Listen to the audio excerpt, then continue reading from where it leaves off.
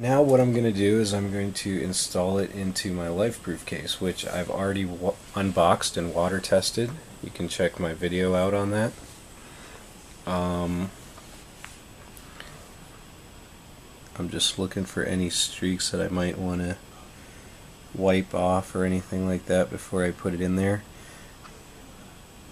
Because if I ever do sell this thing, I want to make sure that it is in mint condition and that it stays that way, so I can say that it is in mint condition. Anyways, it looks okay to me, so I'm going to place it in the Lifeproof case. And this part, remember again, it has no cover here. That's why I installed the zagg. And what you're supposed to do is slide that part up like so. There's these two little hooks there. You see this yellow thing right here. I'm not sure if you can see that, but that's like a ledge. And what you want to do is you want to make sure, well, first of all, let me just put all these things back into place. So this thing is supposed to be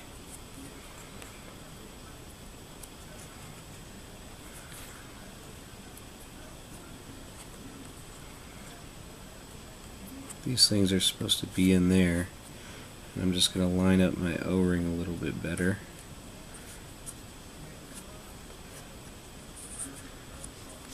And this one has to be in place at the top. This little T mark right here. Looks like there's a little bit of a bubble right there, so I'm going to just go ahead and put this back in. Starting with this,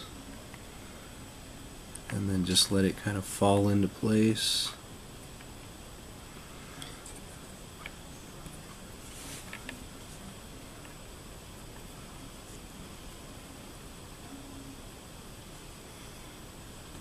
Just let all these things, all these sides fall into place, and then I'm going to pay special attention to the bottom part right here and make sure those are into place. So now it looks like it's more stable. Alright, so it looks good. Check it out.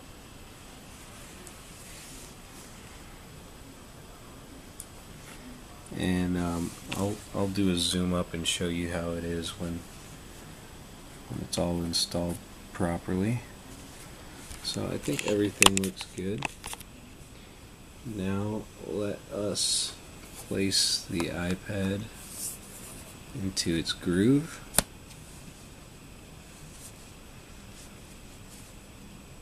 Good. And now, like I said before, at the bottom you just kind of want to slide this part up and let everything just kind of fall into place after that.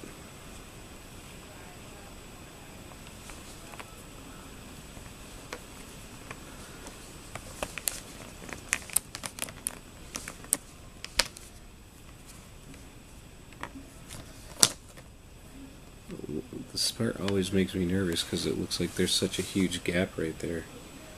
But I think when it snaps into place, that all takes care of itself.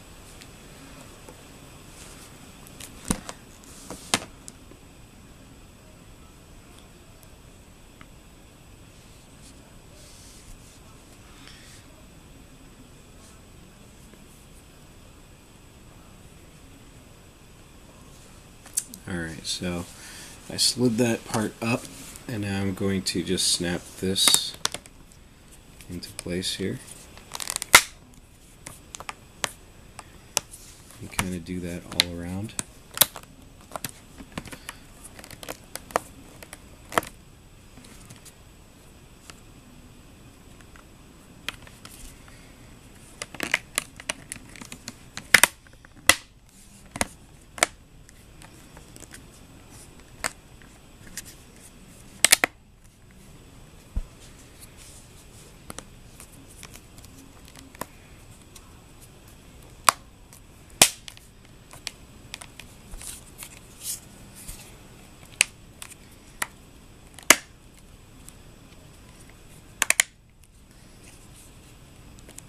And there you see that gap has shrunk in size.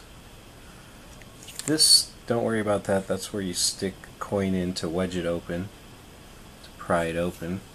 But this part right here makes me a little bit nervous right there. And then this part right here. Although I think that's how it looked like when I did the water test on it. So these seams are pretty tight.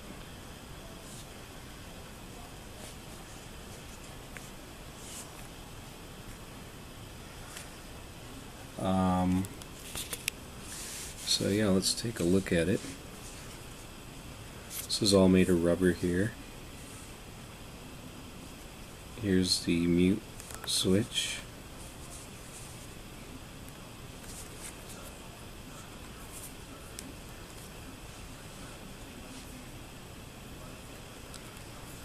It's kind of hard to slide, but probably get easier. The camera sticks out through this hole right here. Power button. Still not quite sure what this thing is. Maybe a microphone. This is your headphone jack.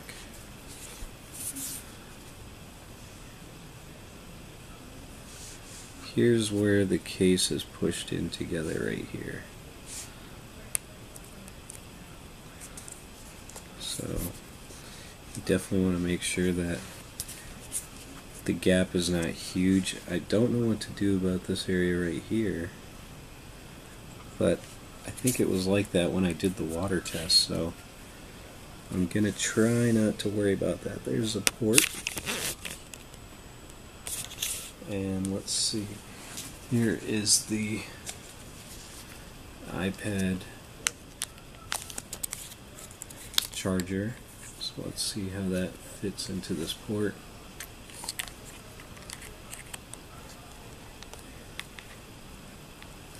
As you can see, it does fit.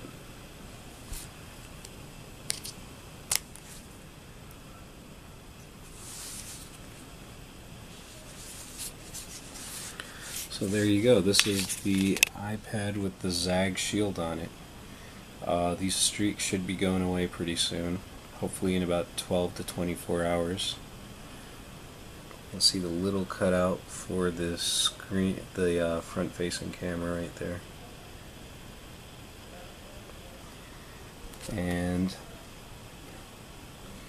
I'm now excited to use this. This does got some heft to it. Mine's a 64 gig model, so I don't know if that has anything to do with it. There's the speaker cutout. There's like a mesh in order to still keep it waterproof. And yeah, there you go. Also looks like a fairly big gap right there, but I think that is safe. I'm not too sure. But I'm not going to submerge it into water anytime soon. I do have Apple Care coming in the mail, so I know that it will protect against damage. Hopefully I won't have to use it, but there you go. That's how you do it. Thanks a lot. Just wanted to do a close-up of the case one more time, just in case there's anything that you guys wanted to see. The front-facing part is like plastic, and it's smooth. The side right here turns into rubber.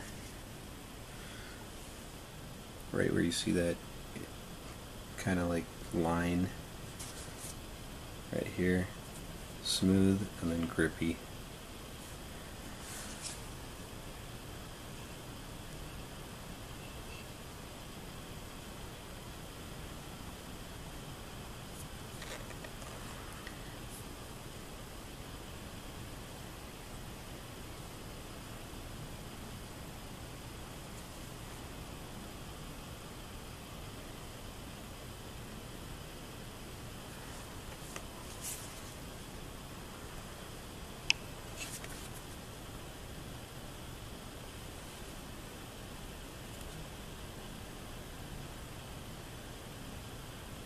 and the back is also all rubber.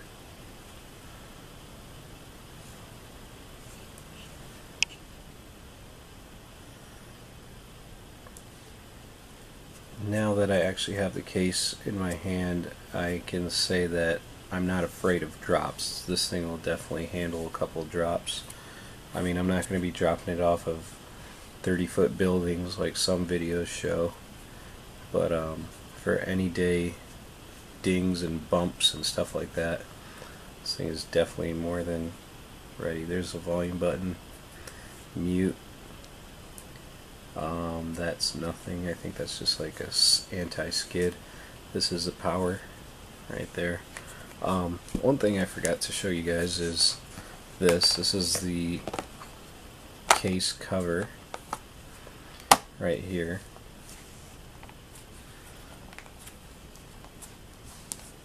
So here's what the case looks like. This is made of a smooth plastic. Kind of reminds me of a MacBook Pro case or something like that. This also is like a secondary or maybe a primary defense against some areas in the seal. Disadvantage of this is when you take it off, you kind of have nowhere to put it. You can't put it on the back of the case, which kind of sucks.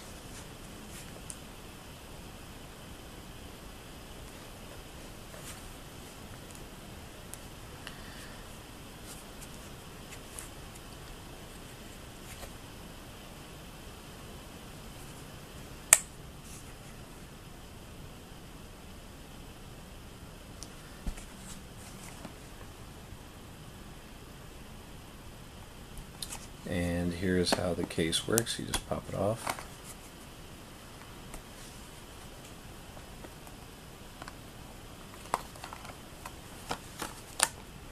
Like that. If you want to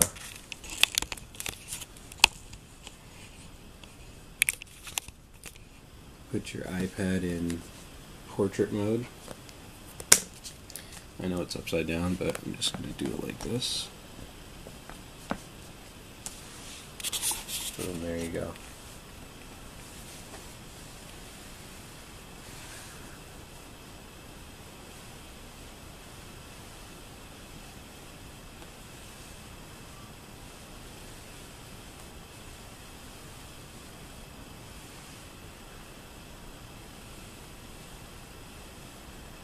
This rubber is really super grippy, so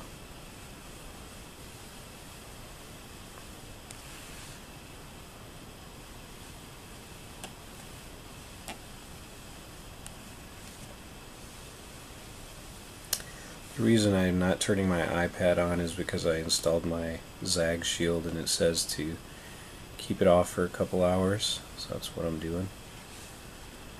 And now if you want to put it in like a typing kind of angle, you just open this little flap up and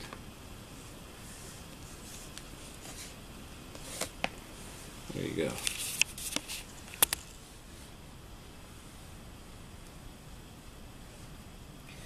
Now I actually plan on taking my iPad with me everywhere now that I have it pretty much everywhere, since this case allows me to do so. Probably the only place I'm not going to take it is to the gym, but I am going to take it to like school. I will be taking it to the mall and like shopping. It'll be in my car. I'm going to try to have it with me at all times. Now I know that people are basically going to say, well, the iPad's too big to fit in your pocket, so how are you going to carry it around everywhere? Well, I definitely am not going to have a man purse for it, I'll tell you that.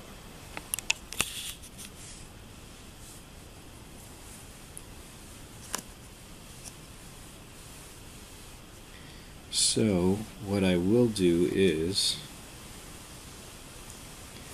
since I can't keep it in my pocket, and I know that I can't have one hand all the time trying to, you know, dealing with the iPad. And like I said, it's hard to do something with this case when you're not using it, you know? You gotta just hold it together like this, or, you know, you just gotta put it away. But I'll be carrying this bag around with me. One of these like shoulder sling bags or whatever you call them. A lot of people store a basketball in it or something like that, but it'll pretty much have my iPad in it the whole time. And you know, when I'm walking around the mall or whatever and I want to put it away, put it down, I'm gonna just throw it in this bag and put it around, wear it like a backpack pretty much. If I already have a backpack, I don't have to worry about it, but this bag is pretty much going to be with me all the time from now on, since I can't fit this in my pocket. I know that they're probably going to announce the iPad mini in less than a month, but I decided to go with this because of the Retina. The Retina display just looks so nice to me. But I decided to go with the iPad 3 and maybe wait a couple of years till they make the iPad mini with the Retina display. But for a couple of years I'll be carrying around this bag. It's got the Pistons logo on it. So that's my plan. And now that I have this in my hand, plus maybe it's the case as well, but I do understand what people say about how heavy this thing is. It does have some weight to it for sure, but hey, it'll just make you stronger. Alright, take it easy.